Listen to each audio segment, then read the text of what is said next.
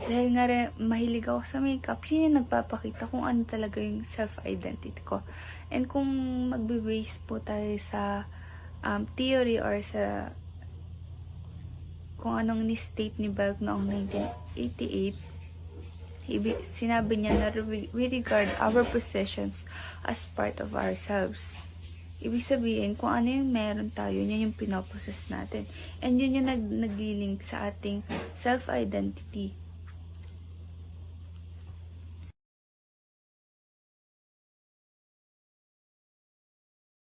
Since we are living in a modern world wherein famous po or trends ngayon yung mga shopping, sales, wherein kung bibigyan ka ng pagkakataon na mag-purchase ng product from, halimbawa na lang ay sa simpleng kwintas na ito, makakapag-produce ka ng isang malaking jewelry store or famous jewelry store.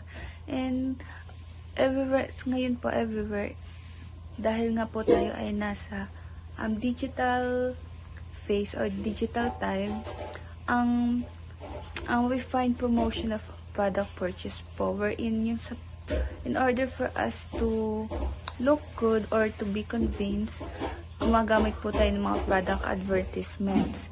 And dahil po kapag may yung product advertisement, ito po yung magiging guide natin kung maganda ba or hindi yung mga product na ino-offer sa atin. And connected po siya. And to further understand, yung mga product na yon, connected siya sa kung ano tayo. Kung ano yung mga possess natin na related sa sarili natin. Halimbawa, ako, ang possession ko or ang mga gusto ko ay mga makeup. So, yun, related yun sa sarili ko. And yung mga mga possession yun, nakakonekta po siya sa self natin, wherein yun po yung tinutukoy nating material self. And to further understand, my next groupmate will report the further information about material self.